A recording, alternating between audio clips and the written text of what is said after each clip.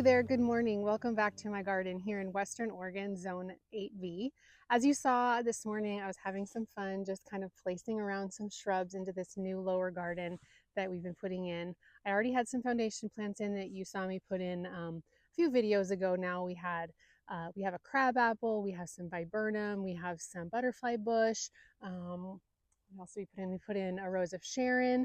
So we have some beautiful things already planted in this bed, but I love to go to nurseries. I love to look at plants. I love to study plants. So I feel like I have a pretty good idea of first good plants that I want to plant into my gardens based on either my experience or the high recommendation of other gardeners. And then I also have a pretty good idea of price. When I go around to different garden centers, I'm always looking at the price of plants. And so when I see a good plant at a good price, it's really hard for me to pass it up. So that's kind of what has led to today's planting combinations. The plants that I have here, the shrubs primarily is what we're putting in today, are ones that I have experienced. I know that they perform well. I know that I have several in my gardens right now elsewhere that are looking amazing here at the beginning of August. And when I found them at amazing prices and they were still looking really good in their cans, for the most part, there's 3 buddleia that are really, they're small and they're wanting to get out of their cans. But for the most part, all of these shrubs are looking beautiful, and I had to pick them up, and they're going to look amazing in this space. So let's walk through the garden and look at each of these plants. For the most part, like I said, they are all shrubs that I have experience with. One I do not, but I'm excited to try it. So let's take a look at them, and then let's just get them in the ground. Okay, so right now we are, like I said, in the lower garden. This is a new space that we've just been putting in. I had this compost dumped here last summer, and so the bed has basically been being prepared based off of that.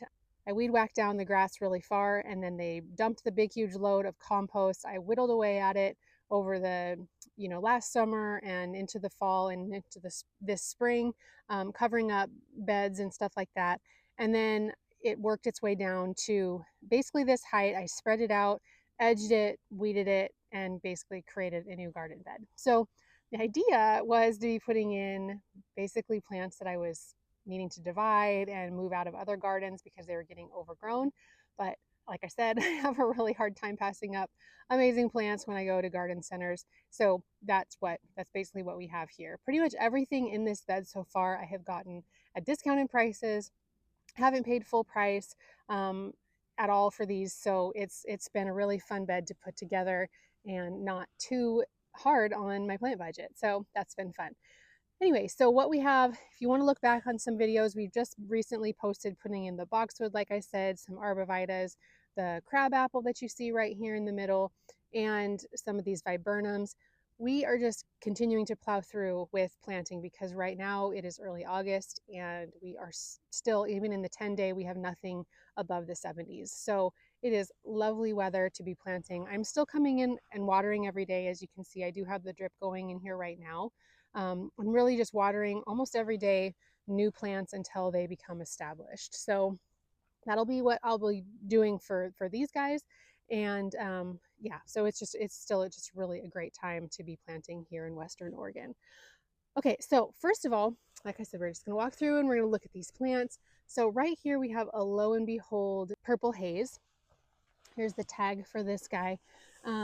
This is a different habit that this one is displaying right now in the can than what I have elsewhere in my garden. I'll show you one because there's just one right here next to me. 2 to 3 tall, 3 wide. So you can see this one already has kind of a high habit. Interesting thing with buddleia though, we cut them back pretty hard early in spring, and so this one will kind of get a little bit of a rejuvenation prune each time that I prune it back.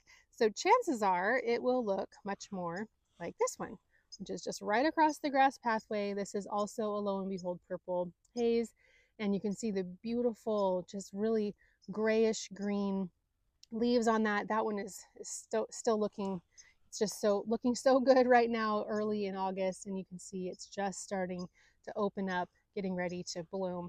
But over here on this one, you can see what the bloom color is.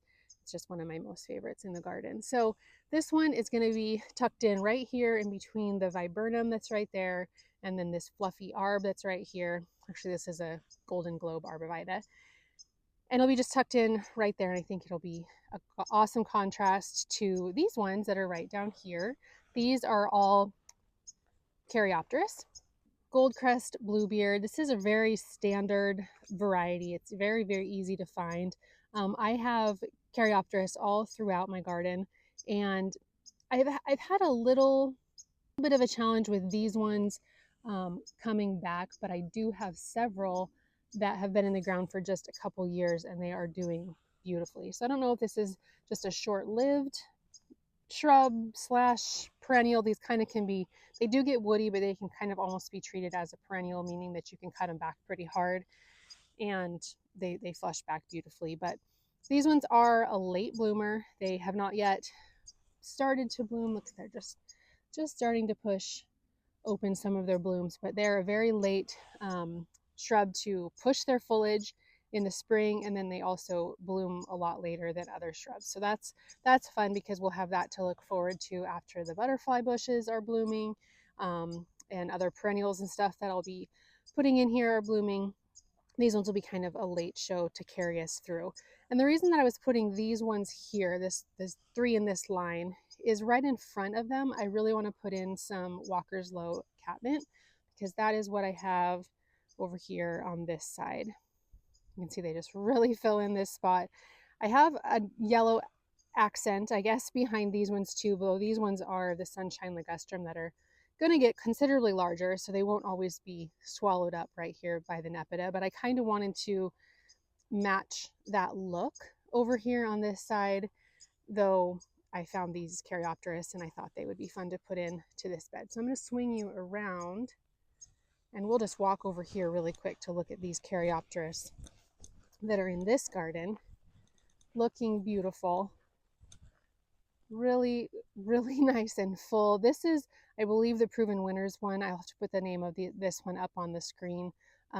These ones are doing amazing, and I'll be interested to see how these 3 that I'm putting in this bed will compare. So also, while we're here, just want to take a look at these 3 butterfly bush that are right behind the Caryopteris. This pink variety is the same as this pink variety that I have right here. So these ones, I got these at S&K Nursery. They sell them just as perennials, so they were like $8.95 and then 70 and then 25% off. So even though they are really, really small right now, I know the potential that they have. And these ones also did have, I think, spider mite damage on them when I purchased them. So I've sprayed them a few times now. They've just kind of been sitting separate from the rest of the plants. I don't see any active spider mite activity on them, but the leaves do look a little damaged, but that's okay. I think that they, like I said, these also can be cut back pretty hard. Obviously they lose their leaves come fall, and then I cut them back, and so they'll get a good fresh start next year. But I really, again, I love repeating elements, and color combinations. And just right over there, you can see those 3 popping up there, and then the same will be over here, and they'll just kind of create a pretty pink hedge right here. Not sure exactly what we're going to put in front of them. I have kind of an idea, but we'll see. So in front of that, I do have one of my most favorite, probably my most favorite barberry for sure. This is a Concorde Barberry. These hold on to their color so beautifully all the way through summer, and they just stay nice and compact, and they're on the smaller side as far as barberries go. They just kind of create this little mound. This little mound. There says 2 by 3. I don't have any that have gotten that big, and I've had several in my gardens for years. Drought tolerant, deer resistant. This one is also sterile, so if you have an issue with barberries being invasive in your area, these ones will not spread. Though honestly, I don't even know if you can get them in areas like over on the East Coast where barberries are invasive. I just love these ones. They're not invasive. Barberries in general aren't invasive here. Even if they were, these ones would not spread. So I have 2 more over on this side. Let me just show you right over here. These ones just catch my eye every time I look out my window. Isn't that color just beautiful? They just, like I said, they stay nice and compact. There's 3 of them right here. and they really push their leaves very early in the season. So that's always really nice too. I love to see, you know, color coming on as early as possible. And the fact that they keep this color even into the summer and stuff is quite amazing. So those are those three. Okay, so there's actually two here that I don't have experience with specifically. I don't have experience with this variety of this hydrangea, but obviously have quite a few in the garden. So this one is called Berry White. It is by First Editions, and it's one that is a little bit taller than it is wide, so it's kind of known as an upright variety. I was looking at this at SNK Nursery when we went shopping that one day, and they were all on a really good sale, and I thought, you know, this would be a fun hydrangea to try in this spot because it will get like a little bit more of that upright habit rather than a supposedly a really large bushy habit. And like they say on these ones, what's particularly beautiful about the blooms, so you can see there's some really big ones on here right now, is that they start to turn this really, really deep pink color starting at the bottom once the temperatures start to dip, and then they make their way towards the top. So if these blooms right here are an indication of what this shrub will do, I am really excited about it. They're kind of floppy obviously right now, but I think that these ones right here are a little bit more indicative, I guess, of what this shrub will do. So glad to have that one in. I love a hydrangea in a garden. And this one is evidently can take a little bit more sun than the others, but it will eventually be a bit more shaded by the crabapple. And so that'll probably be good for it as well. And then the other one that I don't have experience with is this Winecraft Black Smokebush. Now smokebushes, I will admit, they are not my favorite when they bloom. I know the smoke plumes that people are what people typically love about these. I am always super attracted to the foliage. And then it's actually the blooms that make me think twice about having one in my garden. They're just, I don't know, it's just not my favorite. I don't know why exactly, but I saw this one. It was kind of you know, as you can see, on the smaller side, so it was a pretty good price. And I thought, I'm just gonna try it, especially because or particularly because I just was listening to an episode of the Gardening Simplified show, and one of the hosts, Stacy, was talking about, I'm trying to remember what the term was. I want to say something like coppicing or something to that nature, that this shrub responds really well to. Once it's established, about 3 years, she said, you can basically take it back almost to the ground, about probably 12 inches above the ground in the spring, and it will push all new growth and it will push leaves profusely, but it won't bloom.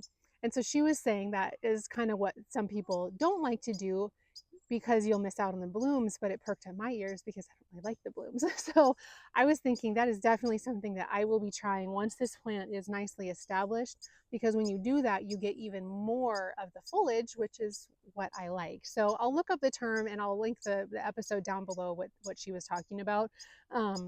But when I heard that and then I saw this at the garden center, I thought, okay, I'm going to try it because I simply love the foliage. So this one is a little bit of a bigger shrub. So I may have to move it over, I guess, to the right a little bit.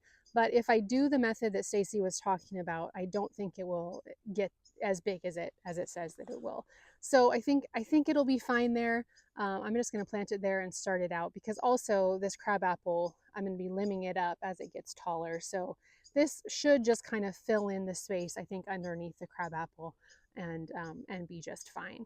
So I think that is it for all of the shrubs that I'm going to be putting in. So I don't know if you guys can hear this bird, but I'm thinking maybe it has a nest around here because it's very chirpy and very right here. But anyways, I'm happy with where all these shrubs are placed. I think that they all just look beautiful. They're right up my alley, perfect for in my garden. So I'm just going to go ahead and get them all planted.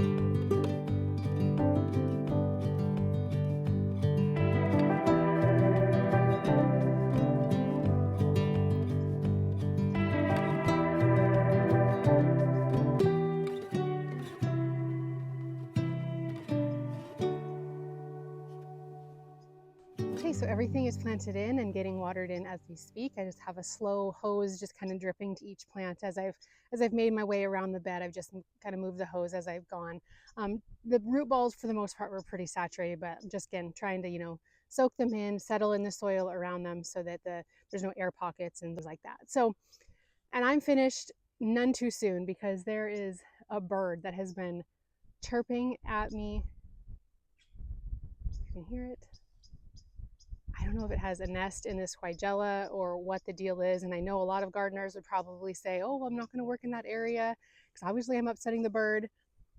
But you know what? I have 3 cats, I have 4 dogs, and if a bird is brave enough to create a nest in my garden, it can withstand me being in this area for a little bit. So I just plowed through and going to give the little bird a rest now that I'm finished. So anyway, again, you saw where I put everything. Everything is planted in, like I said.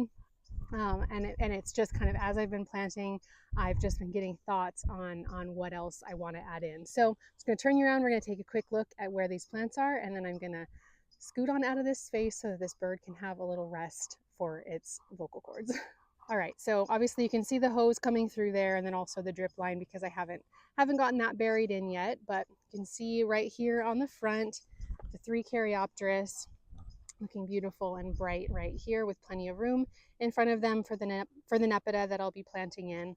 And then right next to that, you can see the Barberry. These little guys are maybe planted a little bit close together, so I'll have to see how they do. If the butterfly bush gets tall like I anticipate it to, I think it'll be fine. It'll just kind of pop up over both of them and not create too much of an encroachment issue. So we'll have to keep our eye on that one. But over here you can see the lo and behold Purple Haze is looking beautiful right there. I would probably prefer it to have a similar habit, a little bit more dense like this one is. So that'll happen over the next couple of years as it gets settled in and gets pruned back a few times in the early spring. But the pink buddleia, just they're such a beautiful pop of color. They're so eye-catching. And then you can see right here, this is where I put the hydrangea and also just went ahead and staked up the blooms. I thought it was just kind of sad that they were so beautiful and big and just laying on the ground. And I have no doubt that in the years to come, those stems will be a lot more sturdy and be able to hold up those beautiful blooms. I think it's just right now being in the can and maybe when it was pruned, I'm not really sure what the deal is of why they were so floppy, but this one definitely boasts that it has nice sturdy upright stems to hold up the beautiful huge blooms. So I'm excited to see that one settle in and see especially what it does as the temperatures start to go down at night, as they already pretty much are for us here. They're getting down into the 50s at night pretty consistently, so I anticipate seeing those blooms starting to change really pretty soon. Then you can see the Winecraft black smokebush. I did move it away a little bit from the tree, but the interesting thing on this one is that on the tag that comes with it from Proven Winners, it says that it can get 8 feet wide and like 10 to 12 feet tall. But then on the tag that my local garden center made for it, it just said 4 by 5. And I don't know if they do that based off of what local gardeners say that it does for them or what they know based off of our area. So that'll be interesting because if it does stay that small, then that's definitely not the spot for it. I'd want to move it up a little ways and put something a little bit more tall and stately. I could even move it up right here behind these butterfly bush, which might actually be a better idea anyways. So we'll see on that one, but I think that's a good place to start. But perhaps I could move it forward a little bit. But anyway, we'll be done for now. I'll see what I think on that one, and maybe we'll move that one back. And then you can see just over there the other barberry kind of ending this little cap of this small growing Nepeta. This isn't Walker's Low. This one doesn't get huge. You can see its habit is much more compact than the Walker's Low, which is over there.